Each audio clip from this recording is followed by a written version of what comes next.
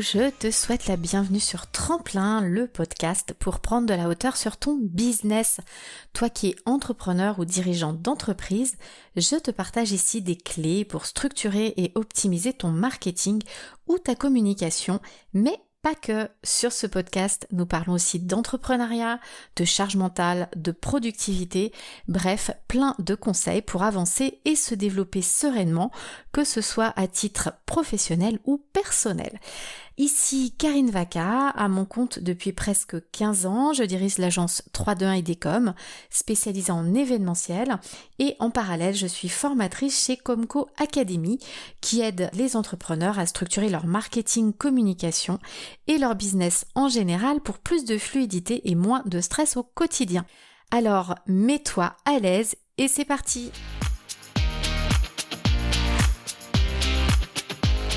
Nous allons parler donc ici des différents piliers de la communication en général donc qui existent et que tu peux utiliser.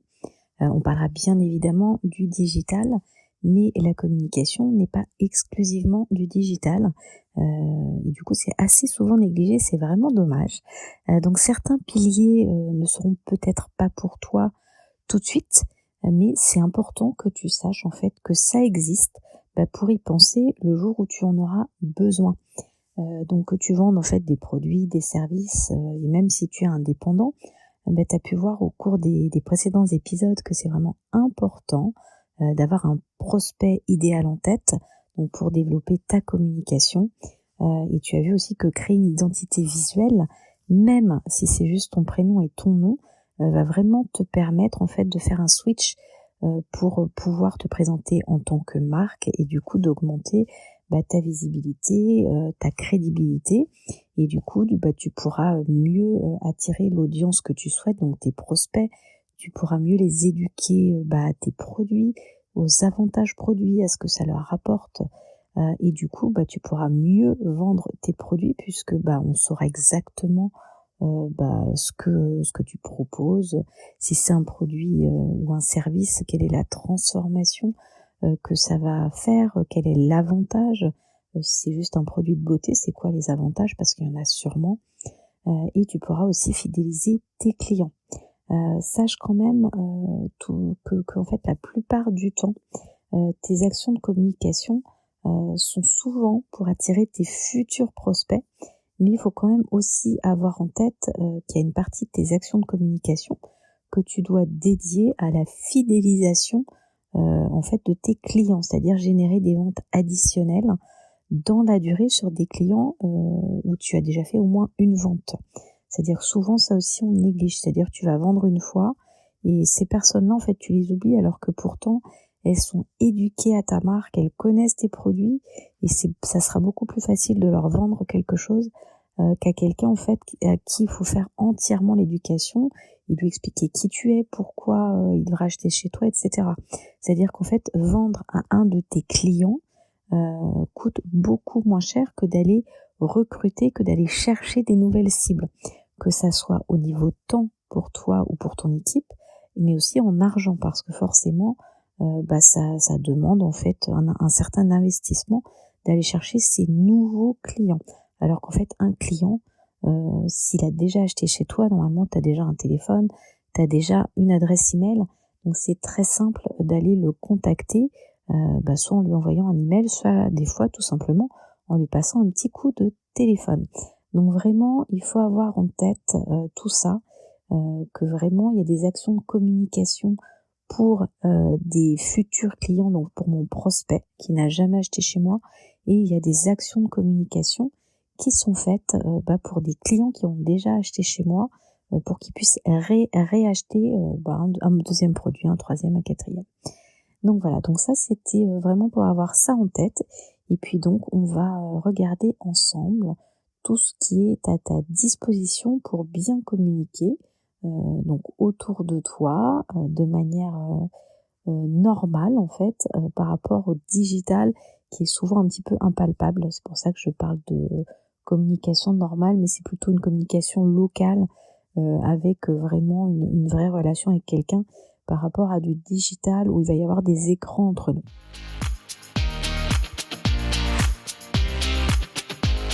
Donc nous allons commencer par la communication en général. Donc déjà, il ne faut pas que tu oublies que quelle que soit ton activité, tu vas forcément vendre un produit ou un service, que ce soit en fait dans une boutique, via un partenaire à qui tu vas donner des produits pour qu'il le vende pour toi. Donc il sera un distributeur. Tu peux avoir aussi un local, un entrepôt où tu vas aller livrer. Tu peux vendre en virtuel via les réseaux sociaux, via YouTube, via un site de e-commerce. Enfin, il y a plein de moyens de vendre ces produits ou ces services. Et tout le temps, tu auras toujours une multitude de choses à disposition pour communiquer. Et c'est vraiment important d'avoir sa liste et de se poser régulièrement la question si tu as passé un stade d'évolution ou s'il te manque quelque chose que tu as peut-être oublié. Et c'est important de se reposer les questions régulièrement pour voir s'il n'y a pas quelque chose qui pourrait te concerner et que tu pourrais actionner. Donc on va passer en revue en fait tous ces moyens de communication qui existent, et c'est là que tu vas aussi comprendre pourquoi c'est important d'avoir une liste de prospects et de clients, parce que il y a certaines actions de communication, si tu ne prends pas le temps de constituer cette liste de prospects, c'est-à-dire d'avoir des emails ou des téléphones, ou même la même chose pour des clients, si tu n'as pas des fiches clients, tu vas te rendre compte que tu vas être vite bloqué pour communiquer avec eux. Donc déjà, la première chose, quand tu as déjà un commerce physique, ça va être tout ce qui va être enseigne au-dessus de ta porte, tout simplement, et vitrine. Ça, ce sont deux choses qui sont très importantes quand tu as un commerce physique, pour qu'on puisse te reconnaître, qu'il y a un nom qui claque. Tu sais, le truc on fait waouh, oui, je sais qui c'est, je l'ai déjà vu. Donc l'enseigne et puis la vitrine, c'est important aussi pour arrêter les personnes quand elles passent. En fait, elles sont en train de marcher, et s'il n'y a pas quelque chose de fort dans ta vitrine, en fait, elles ne s'arrêtent pas. Donc c'est important d'avoir des choses qui attirent et qui stoppent les gens dans ta vitrine.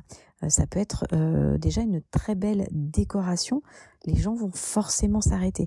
Donc c'est pour ça que c'est important pour un commerce physique de renouveler ses vitrines, souvent au changement de saison ou quand il y a une fête. Donc bien évidemment la vitrine Noël, la vitrine Halloween, la vitrine de printemps, la vitrine vacances.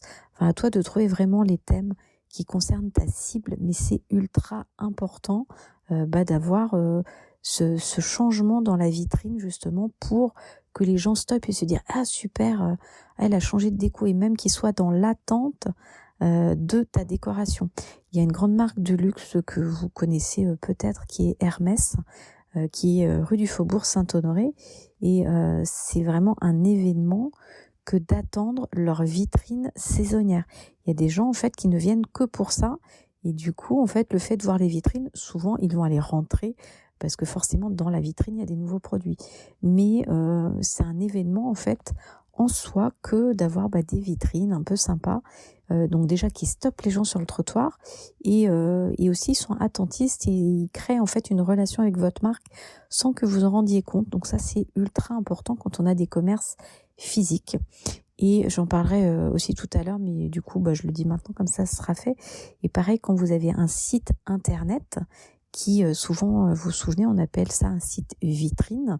Et c'est pas par hasard en fait. On appelle en fait un site internet souvent un site vitrine. Effectivement, parce qu'on se présente, on montre ce qu'on a à vendre, etc. Mais aussi parce que vous pouvez l'animer au fur et à mesure des saisons. C'est-à-dire qu'en Halloween, vous pouvez passer en mode Halloween. En Noël, vous pouvez passer en mode Noël. Tout simplement grâce à des petits visuels, peut-être en changeant de couleur. Vous avez sur WordPress des plugins aussi qui vous permettent en fait en 2 clics tout d'un coup d'avoir des flocons de Noël à Noël. Donc ça, il faut vraiment pas le négliger. Un site internet doit vous servir aussi à montrer que vous êtes dynamique, moderne et que vous adaptez. Et les gens sans doute reviendront aussi voir votre site parce qu'ils savent qu'au changement de saison, il se passe quelque chose. Et puis parce que vous allez peut-être leur envoyer un email pour leur dire. Donc ça, c'est ultra important. Donc ensuite, si vous avez toujours des commerces physiques ou si vous avez des distributeurs qui vendent vos produits. Donc déjà, ce qui est super important, c'est d'avoir un packaging, au moins avec votre logo. Donc ça peut être, si vous achetez vos produits, ça peut être tout simplement acheter des stickers.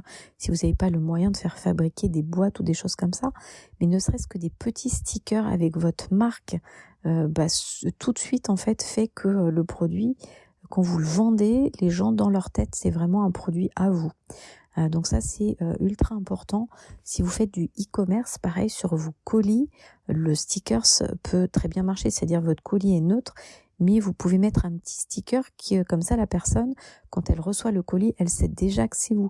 Et ça personnalise votre emballage, même si ce n'est qu'un sticker. Dedans aussi, vous pouvez vous amuser. Je sais pas si votre couleur, c'est le bleu.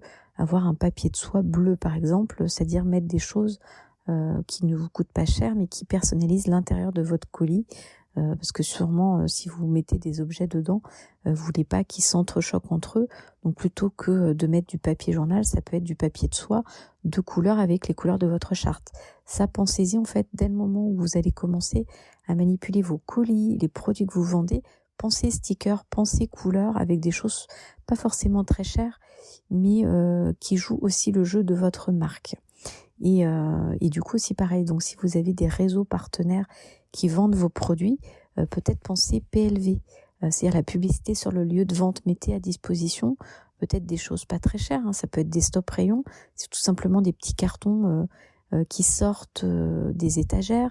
Ça peut être un petit personnage, vous savez, en carton, ça va vous coûter 40-50 euros et ça attire l'attention en fait sur votre marque. Donc regardez vraiment tout ça, c'est vraiment ultra important. Ensuite, il faut pas négliger aussi ce qu'on appelle l'édition. Donc là, on avait tout ce qui était enseigne, vitrine, c'est tout ce qui est signalétique. La PLV, donc publicité sur le lieu de vente, c'est vraiment tout ce qui va être parce que vous allez mettre dans un lieu de vente tout ce qui est packaging, donc pour être bien vu. Ensuite, on parle d'édition. Donc édition, c'est tout ce que vous allez imprimer. Ça peut être vos cartes de visite, des plaquettes, des catalogues. Ça va vraiment être tout ce qui va être écrit sur du papier. Donc ça peut être des petites choses, c'est pas forcément des catalogues de 300 pages, ça peut être une feuille A4 par exemple que vous faites vous-même sur Canva, recto verso, et vous la pliez, vous l'imprimez en recto verso sur votre imprimante, vous la pliez en deux et vous avez un petit catalogue de 2 pages tout simplement. Donc ça, n'oubliez pas que c'est plutôt pas mal. Vous pouvez rajouter un petit flyer avec une promo, c'est-à-dire pour votre prochaine commande, vous avez 10% si vous nous donnez le code XX 2022 par exemple, ou XY, le code que vous voulez. Dans vos colis, vous pouvez aussi glisser justement, en plus de ce petit mot, ça peut être un petit Bristol, où vous écrivez un petit mot à la main, ah super, merci beaucoup, on a préparé votre commande, votre commande avec amour, et puis vous glissez un petit bonbon, un bonbon Haribo, une sucette, alors pas des fraises Tagada, c'est pas top, mais voilà, ça peut être ce genre de petite attention qui est toujours très très sympa. Donc tout ça, effectivement, l'édition, ça peut être un petit moyen utile et vous n'êtes pas obligé de passer par un imprimeur pour ça non plus. Ensuite, vous avez tout ce qui va être mailing papier, ce qu'on appelait et ce qu'on appelle toujours d'ailleurs le marketing direct, c'est-à-dire que vous allez envoyer par la poste soit une lettre, soit un catalogue, en tout cas quelque chose qui part par la poste à l'intention de quelqu'un.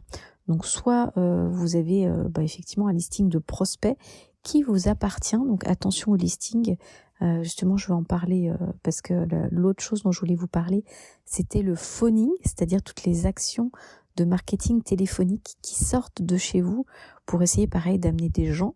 Donc pareil, il faut aussi un listing de téléphone pour faire des actions de phoning.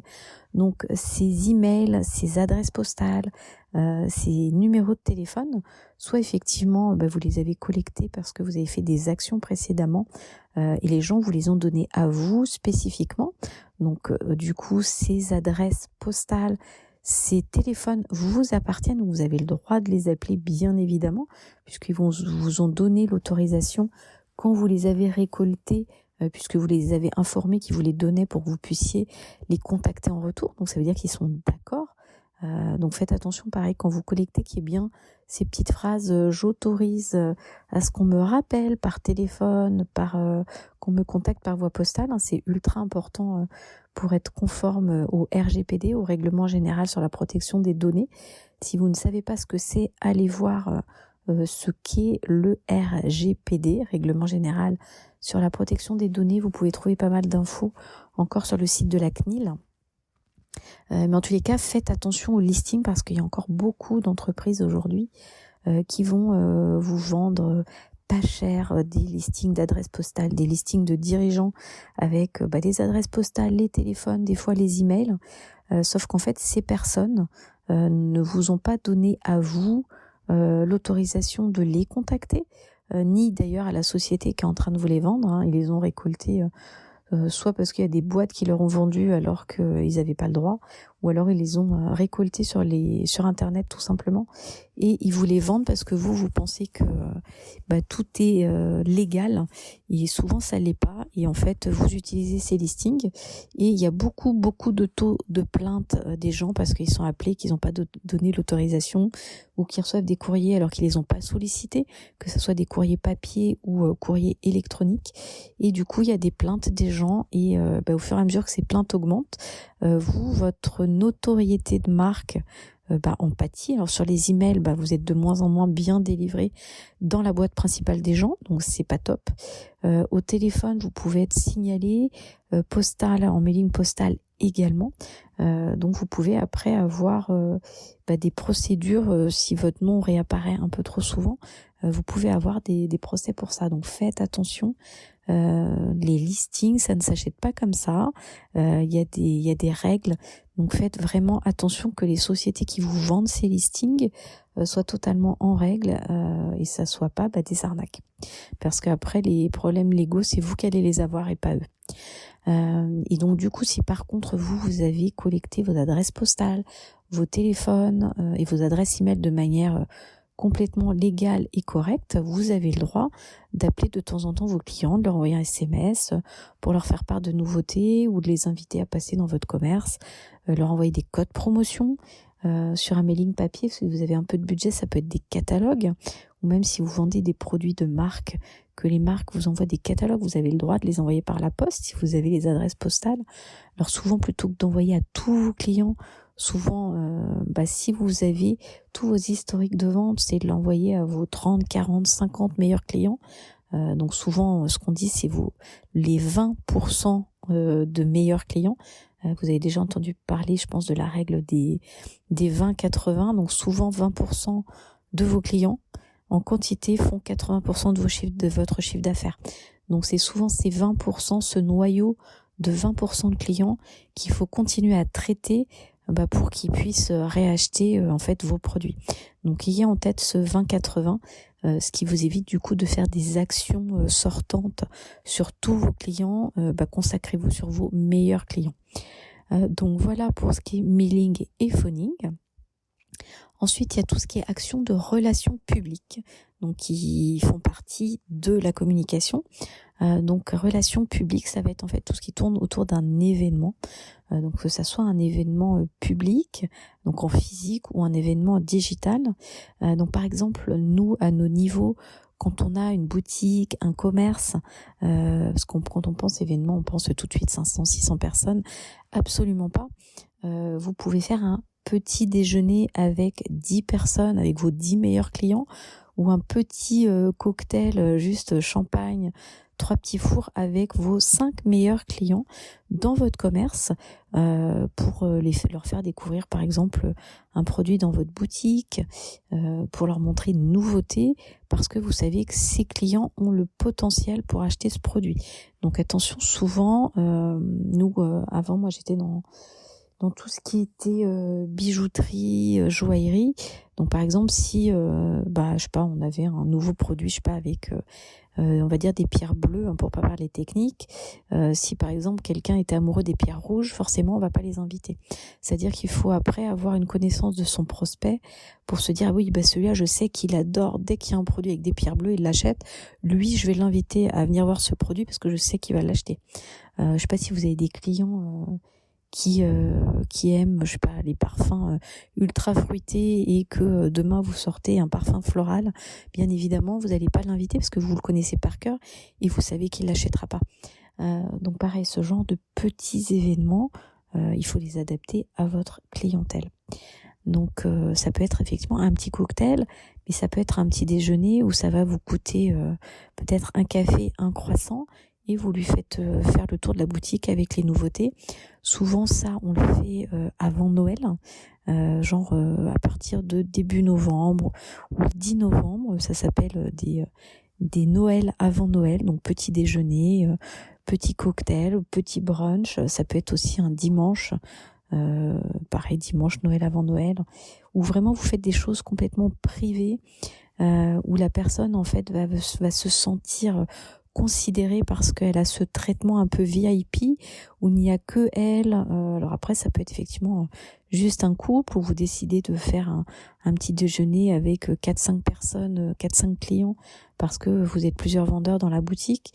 Mais vraiment le but c'est de pouvoir échanger avec ces personnes parce que vous savez qu'elles vont racheter tel ou tel type de produit et c'est important. Et en fait ça va vous coûter effectivement peut-être 20 € et vous allez faire un chiffre d'affaires de 200-300 € parce que vous savez que la personne elle va vous acheter tous ses cadeaux de Noël, des vêtements, peut-être des foulards, si vous faites des parfums, plusieurs parfums, si voilà, c'est vraiment se dire j'investis et la personne de toute façon elle va forcément acheter quelque chose que je le sais, elle est cliente chez moi depuis des années, donc créons une opportunité pour qu'elle se sente VIP, et le plus elle va se sentir en confiance, puis vous allez pouvoir bien la conseiller et peut-être que son panier moyen sera supérieur à ce qu'elle fait d'habitude. Donc à partir du 10 novembre pour des Noëls avant Noël, c'est plutôt pas mal. Et vous pouvez aussi, en dehors d'événements que vous organisez dans vos boutiques, dans vos locaux, ça peut être vous-même, vous allez dans un marché de Noël, ça il va y en avoir pas mal, donc vous allez prendre un petit stand, n'oubliez pas de communiquer avant le marché de Noël jusqu'à un mois et demi avant pour dire on sera là à telle date, venez nous voir. Donc à nouveau sur vos clients que vous connaissez pour pour qu'ils viennent vous voir et voir vos nouveautés pour que vous puissiez leur vendre. Donc ça c'est la casquette j'informe mes clients, et vous allez avoir aussi votre casquette j'informe mes prospects. Donc là ça va être vos réseaux sociaux, ça va peut-être être les amis de vos amis. Vous allez dire à vos amis ou à vos clients, prévenez vos amis que si ils ont aimé les produits que vous avez achetés chez moi, ils peuvent venir les voir, je suis à telle date, à tel endroit. Vous allez dire sur vos réseaux en permanence, je suis à tel endroit. Quand vous allez écrire des emails, ça va être marqué dans votre signature de mail, ça va être marqué sur votre site internet, vous allez faire des emails pour le dire. Donc ça c'est ultra important. Quand vous allez être sur le marché de Noël, pendant que vous êtes en train de vous installer, continuez la communication sur les réseaux. Demain, je suis ici, je suis en train de m'installer, regardez, il y a tel et tel truc, c'est à tel prix, venez me voir. Donc ça c'est ultra important. Et après, oubliez pas de dire j'ai participé à tel marché, c'était super, vous m'avez loupé, venez me voir à la boutique, j'ai encore tel et tel truc, ça a super bien marché, peut-être que ça peut vous intéresser.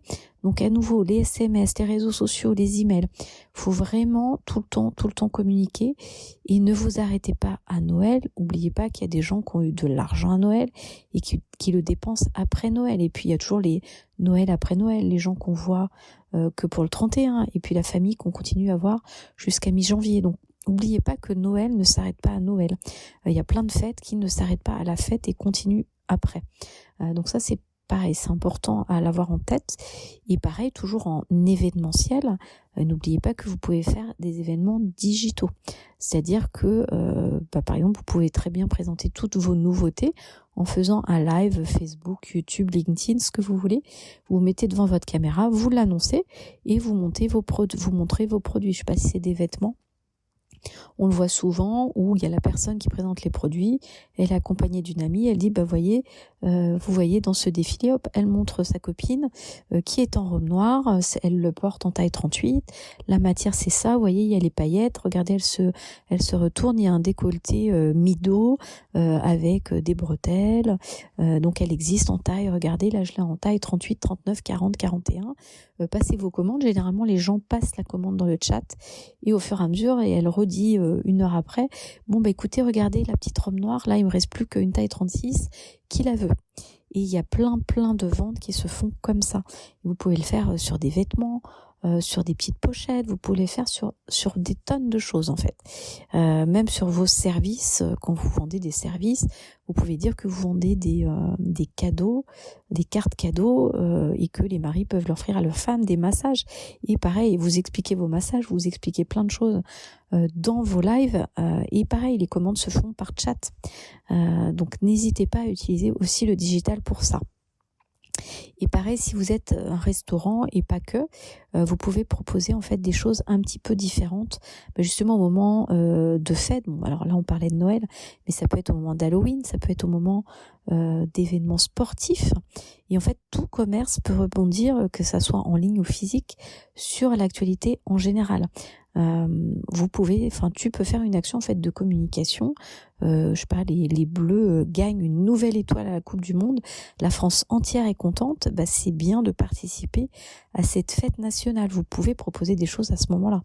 Alors, à condition, bien évidemment, que ta cible soit sensible, parce que si tu as des prospects qui sont des femmes et qui ne s'intéressent pas à la Coupe du Monde de foot, effectivement, s'il y a une nouvelle étoile pour les Bleus, je ne suis pas sûre que elles se sentent concernées. Mais en tout cas, regarde aussi peut-être du côté de toutes les journées internationales. Il y en a pratiquement une tous les jours maintenant, des journées internationales. La journée internationale du chat, de la secrétaire, des grands-mères, enfin voilà. Donc regardez, ça aussi, ça peut vous aider à avoir ces petites actions de communication en fait qui vont faire que vous vous démarquez des autres. Alors un autre pilier, pareil, souvent négligé, c'est tout ce qui est action de presse, donc presse locale. Sachez que les actions de presse sont gratuites. Vous avez le droit d'aller appeler la presse locale. N'oubliez pas que le journal de la mairie de votre ville, c'est de la presse locale, de votre département. Le Petit Canard, la Provence, édition La Ciotat, c'est une presse locale. Donc essayez d'avoir les coordonnées des journalistes, et quand vous avez une nouveauté, faites-lui en part, un nouveau panier garni, un nouveau produit, un nouveau service. Parlez-leur parce que ils aiment bien parler de choses en local. Donc ça c'est top. Et puis après, si vous avez du budget, vous pourrez avoir une agence de presse où vous envoyez en fait des communiqués, et c'est eux qui contacteront tous les journaux locaux, voire nationaux si c'est intéressant.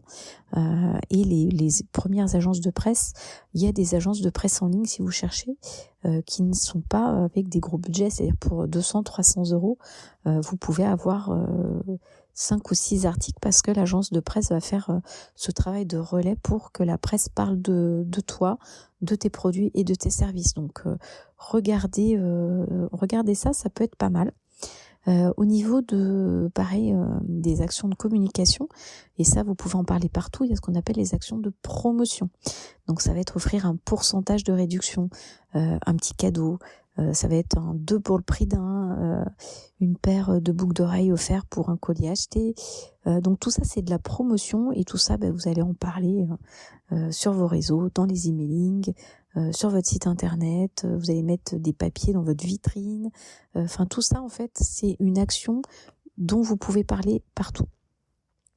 Et il y a une dernière chose avant qu'on passe vraiment au digital, c'est tout ce qui est publicité. Donc c'est un peu comme la presse, mais cette publicité en fait vous pouvez faire de la publicité radio, de la publicité télé, de la publicité sur les magazines de presse. Alors on pense tout de suite par exemple Elle, mais en fait ce que vous n'avez jamais fait attention, c'est sans doute il y a un petit cahier régional dans votre magazine Elle, dans votre Madame Figaro, dans les magazines économiques, dans Le Monde, Le Figaro, il y a des petits cahiers régionaux Donc allez voir, et souvent en appelant les régies, vous allez vous rendre compte qu'en fait que des petits pavés publicitaires en fait ne coûtent pas aussi cher que ça. Donc après, quand vous commencerez à avoir un peu de budget, ça peut être intéressant. Et bien évidemment, il y a la publicité en digital, comme la publicité Facebook, la publicité vidéo YouTube, il y a Instagram, maintenant il y a LinkedIn, TikTok, enfin tous les réseaux sociaux ont leur vente de pub, hein, il n'y a aucun souci. Et ensuite, vous avez aussi pareil les mots-clés Google qui sont intéressants à regarder quand vous commencez à avoir du budget. Mais ça, effectivement, si vous arrivez déjà pas à vous sortir systématiquement un salaire, ça va être compliqué d'aller sur ce genre d'action. Mais sachez que ça existe pour plus tard. Et dans la deuxième partie, nous allons plutôt nous attarder sur tout ce qui est digital. Donc on se retrouve pour cette seconde partie dans quelques instants.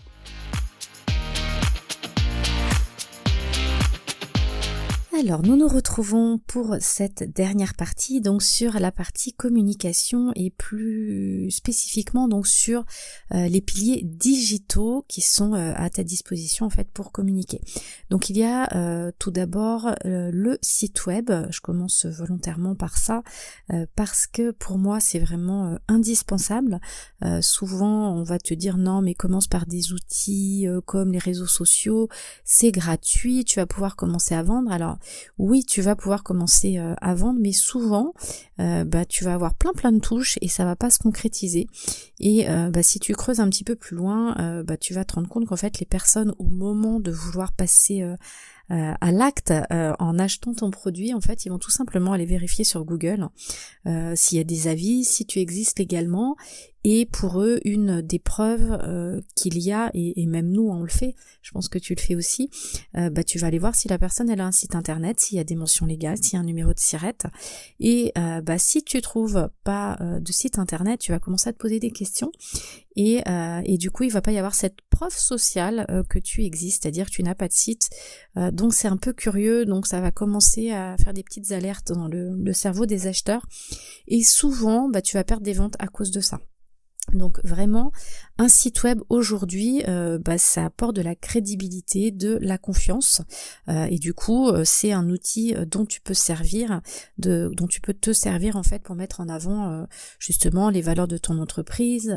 Tu peux mettre en avant ton expertise si tu es dans le service.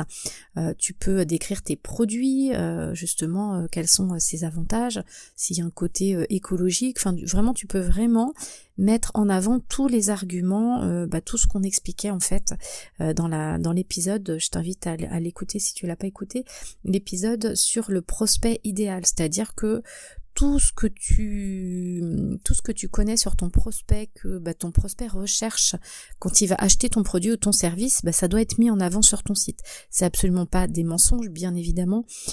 Tu mets en avant uniquement ce qui est réel. C'est-à-dire si ton prospect il adore, c'est une bêtise que je te donne comme exemple, les produits bleus et que toi ton produit est rose, bien évidemment tu vas pas dire que ton produit est bleu.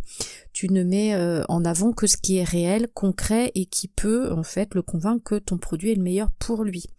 Donc souvent les renseignements indispensables aussi que tu dois avoir, ça peut être un numéro de téléphone, une adresse email ou alors ton messenger Facebook si tu veux que les gens te contactent par là.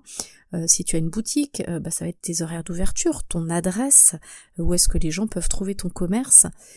Tu peux avoir tes conditions générales de vente si tu es une e-boutique, c'est-à-dire si tu vends en ligne. Il doit y avoir bien évidemment, si tu récupères les adresses email des gens, ce que j'espère que tu fais pour pouvoir les recontacter. Donc tu dois avoir ta politique de confidentialité, comment tu vas traiter les données des gens. Je rappelle que le RGPD, le règlement général pour la protection des données, en fait une donnée personnelle, un email est une donnée personnelle, un prénom est une donnée personnelle, donc il doit y avoir une politique de confidentialité et de traitement des données. N'oubliez pas non plus la page sur les mentions légales, c'est obligatoire. Si tu n'y connais rien au site web et que tu penses également que ça coûte une fortune d'avoir un site web, non, l'outil WordPress est complètement gratuit. On a aussi ces a priori sur le fait que WordPress c'est compliqué, etc., etc. On en lit de toutes les sortes, mais absolument pas en fait. WordPress c'est comme plein d'autres constructeurs de sites, c'est du glisser-déposer quand on sait installer les bonnes choses. Donc je t'invite à t'y intéresser. Si tu n'y connais rien, nous avons peut-être, par rapport au moment où tu écoutes, un challenge, un 5-day challenge, un défi 5 jours pour t'apprendre justement à lancer ton projet de site web seul. Donc on fait, il y a 5 en fait live en direct pour t'apprendre différents points sur comment construire ce fameux projet, et on te fait faire des exercices tout au long de ces 5 jours pour qu'à la fin tu aies vraiment un plan d'action pour pouvoir faire ton site seul et sans que ça te coûte une fortune, puisque acheter en fait un nom de domaine et ton serveur pour héberger tes données, et du coup au passage tu as une adresse email professionnelle comme le nom de domaine que tu as acheté, ça doit te coûter moins, enfin en gros c'est 100 € par an. Donc c'est juste un petit budget. Malheureusement ça n'existe pas en gratuit, mais pour en gros 100 € par an, tu peux avoir un site web à toi avec le nombre de pages que tu veux et le contenu que tu veux. Et je parle d'un site vitrine. On peut commencer à faire des e-commerce. Il y a des petits frais supplémentaires quand on sait quoi prendre, mais ça doit pas vous coûter 15 000 €, 10 000 € ou 3 000 €. Donc voilà, donc ça c'était pour la petite aparté. Si ce challenge vous intéresse, vous avez un lien dans le descriptif de ce podcast, et s'il n'y a pas de challenge à venir, il est rejoué, on le rejouera plusieurs fois en direct dans l'année. Donc au pire tu vas trouver une liste d'attente, donc je t'invite à t'y inscrire également et tu seras au courant des nouvelles dates. Voilà, donc pour cette petite parenthèse site web. Et donc en fait et c'est cette partie donc site web, oublie pas que même si tu as un commerce physique, c'est important d'avoir un site web pour le référencement, donc en insistant bien sur ton adresse, sur ta ville et où on te trouve. Donc voilà pour ce premier pilier. Le deuxième pilier, donc pareil, qui peut venir s'insérer dans ton site web, c'est d'avoir un blog. Donc ça c'est pas mal parce que les blogs et les articles sont très bien référencés dans Google, mais il faut juste se rappeler que Google, quand les personnes posent des questions, c'est souvent sur un problème qu'ils veulent résoudre. Donc ton article doit toujours répondre à un problème de ton audience. Et donc ces articles, ça te permet justement d'éduquer ton audience sur du coup ce fameux problème et surtout sur la solution à ce problème. Et logiquement la solution à ce problème, bien évidemment, sera ton produit ou ton service, puisque le but est quand même de les amener à acheter chez toi. Donc ça permet le blog d'aborder du coup des sujets en relation avec ton activité, avec les problèmes de ton audience, d'où le travail important à faire sur les problèmes de ton prospect idéal. Donc à nouveau, va écouter cet épisode, c'est vraiment important. Tu pourras caser dans ces articles du coup des mots-clés qui vont aider en fait à bien référencer tes articles de blog sur les moteurs de recherche et principalement bien évidemment sur Google, parce que ça reste quand même le moteur phare aujourd'hui. Donc c'est ce qu'on appelle le SEO. Donc voilà pour ce pilier. Il y a également donc l'emailing, le courrier électronique, c'est-à-dire envoyer des emails. Donc ça aussi, ça fait plusieurs fois que je te dis que c'est important de collecter des emails pour pouvoir recontacter en fait tes prospects, leur dire que tu existes, leur donner un nouvel article de blog, un nouveau podcast que tu auras enregistré, un nouvel événement pour dire que tu as un super nouveau truc qui est écologique et que ils vont adorer, et tu mets un lien. Surtout dans un emailing, mettez des liens. Il faut que la personne comprenne clairement ce qu'elle doit faire une fois qu'elle a fini d'écrire, une fois qu'elle a fini de lire votre email, Il doit y avoir ce qu'on appelle un call to action, donc un CTA, et en français un appel à l'action. Un email, un post, tout ce que vous allez écrire, il doit toujours y avoir un appel à l'action. Je vois une photo sur un réseau social, il doit y avoir un lien. Qu'est-ce que je dois faire? Si ça me plaît, je clique où pour avoir d'autres infos, pour acheter, etc. C'est super important, pensez à inclure des call to action partout. Donc du coup, l'emailing, donc une fois que vous avez récolté tous ces emails, c'est vraiment un outil phare de la communication digitale et de votre communication en général, parce que du coup en prospection, ça vous permet d'enclencher un premier achat. Pour vos clients aussi, c'est pour ça que je vous disais que c'est important à chaque fois d'avoir des actions pour des prospects, pour qu'ils viennent faire un premier achat, pour vos clients, pour qu'ils viennent réacheter chez vous, ou qui parlent de vous à leurs copains, copines. Donc ça, c'est vraiment de la promotion. Donc vous allez leur envoyer des codes pour qu'ils réachètent, une livraison gratuite, genre vous avez déjà acheté chez moi, je vous offre la livraison pour votre deuxième achat. Si vous parlez à quelqu'un de moi et qui vient acheter chez moi, vous aurez 5% de réduction, etc., etc. Donc c'est vraiment peu de frais parce que beaucoup d'outils d'emailing sont gratuits jusqu'à un certain nombre de contacts.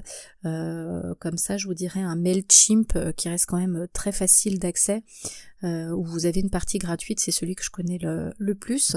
Après, si vous avez d'autres questions, n'hésitez pas à nous les poser en commentaire, on sera un plaisir de vous répondre. Mais en tous les cas, il y a beaucoup d'outils d'emailing qui seront gratuits et qui vont vous dire, je sais pas, jusqu'à 500 contacts, c'est gratuit. Donc déjà, c'est beaucoup, surtout si vous faites bien le ménage de nettoyer tous vos contacts inactifs et de pas les garder dans votre base.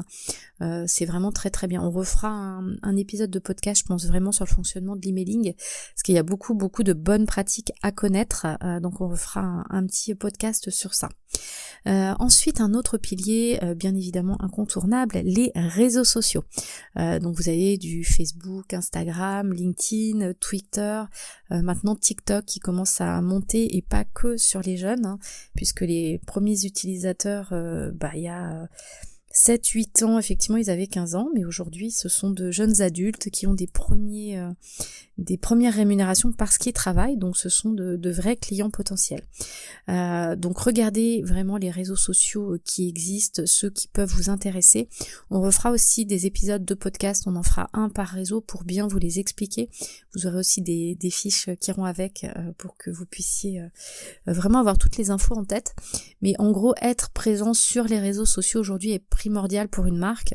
Alors déjà parce que c'est gratuit, ça va montrer vos valeurs, ça va montrer ce que vous faites, mais à nouveau, faites le travail de votre prospect idéal, parce que communiquer pour communiquer sans avoir de contenu, ça ne sert absolument à rien.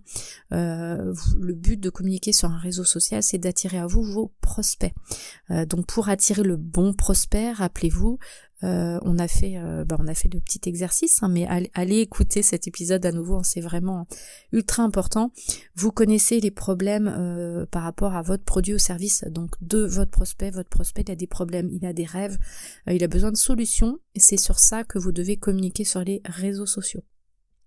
Et c'est comme ça que vous allez nouer une relation qui est vraiment privilégiée, où les gens vont vous suivre, parce que vraiment vous appuyez à chaque fois sur la douleur, vous leur donnez des bonnes solutions, vous leur donnez les bons trucs et astuces, et c'est vraiment ce qu'ils ont besoin, et c'est comme ça que vous allez attirer à vous votre prospect et du coup votre futur client. Mais attention, travailler un réseau social, c'est vraiment très chronophage, donc vous pourrez pas être sur tous les réseaux à la fois si vous êtes seul. Il faut en gros que vous ayez en tête une idée, il faut entre 3 et 5 heures par semaine et par réseau pour créer le bon contenu, pour aller répondre aux interactions, pour accueillir les gens sur votre réseau. Donc si vous n'avez pas plus de temps à consacrer, ne vous éparpillez pas partout. Choisissez un réseau en fonction de 2 choses. Déjà, est-ce que ta cible est sur ce réseau, et est-ce que tu es à l'aise toi avec les codes de ce réseau? Et s'il y a un non sur une de ces 2 questions, c'est que ce réseau n'est pas fait pour toi, ce n'est pas le bon réseau. Donc vraiment ça, il faut que tu l'aies en tête. Après tu peux quand même aller créer tes comptes sur les réseaux pour bloquer ta marque, mais et puis tu fais un premier post avec des liens, comme ça si les gens tombent sur ce réseau, sur ton compte, ils peuvent aller te voir, et tu peux dire sur le réseau que tu ne vas pas utiliser que tu es surtout actif sur tel réseau qui sera ton réseau de prédilection, et comme ça les gens savent où te trouver. Donc ça c'est vraiment important.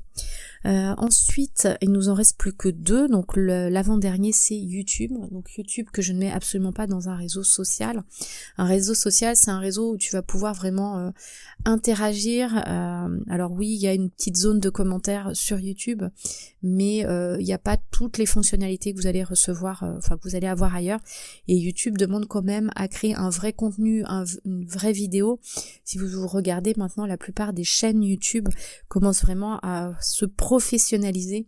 Vous allez avoir beaucoup de vidéos avec des sous-titres, avec des effets, avec une intro, une conclusion, avec beaucoup d'effets. Donc ça vous demande quand même beaucoup de travail. Donc si vous êtes seul, à nouveau, concentrez-vous plutôt sur les réseaux sociaux que sur YouTube. Aujourd'hui, YouTube, là on n'est même plus à 3-5 heures par semaine. Ce sont des gens qui ne sont pas tout seuls, ils ont des équipes où ils se font entourer de professionnels pour vraiment les aider à travailler les mots-clés pour ressortir sur YouTube, à faire de super vidéos pour ressortir. Donc à moins que vous ayez vraiment une niche et que vous soyez sûr de votre coup, ça risque d'être beaucoup de temps pour pas beaucoup de résultats. Donc voilà pour YouTube, mais on fera pareil un épisode consacré à ça, juste pour ça. Et le dernier pilier digital, ça va être le podcast.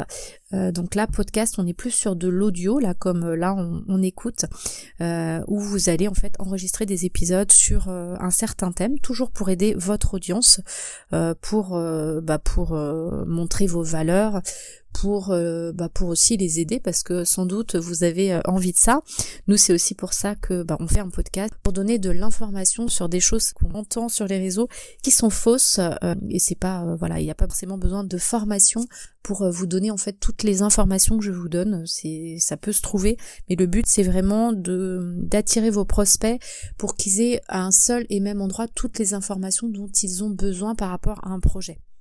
Donc voilà, ça c'est vraiment le podcast et ça va vraiment être de l'audio, donc il faut juste quand même le podcast avoir quelque chose d'un peu rangé, un thème par épisode, vous pouvez classer par saison, enfin voilà, il y a tout un petit travail sur le podcast, et il y a des plateformes également, comme pour les réseaux sociaux. Donc ça pareil, on pourra vous refaire un épisode de podcast qui va être consacré au podcast, et puis comme ça on parlera vraiment que de ça.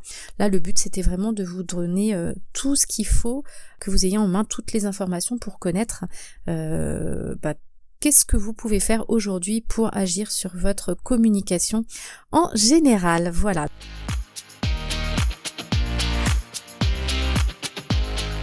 Donc voilà pour cet épisode donc sur les piliers de la communication.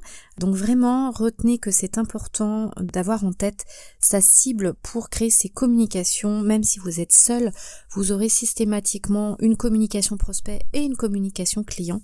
Et ensuite, si votre activité est un peu plus évoluée, vous pouvez rajouter effectivement votre communication pour les journalistes, qui est une audience totalement à part. Une communication pour vos affiliés par exemple, c'est-à-dire si vous mettez en place de l'affiliation, donc c'est-à-dire des gens qui vont vendre pour vous. Ça peut être aussi une communication pour vos partenaires, pour des influenceurs. Vraiment différencier tout ça, mais vous aurez forcément à minima prospects et clients. Et n'oubliez pas que si vous avez une activité physique avec une boutique ou de l'autre côté une activité digitale, vous pouvez mélanger les deux. Vous avez un commerce, vous avez le droit d'avoir un site internet et d'aller sur les réseaux sociaux.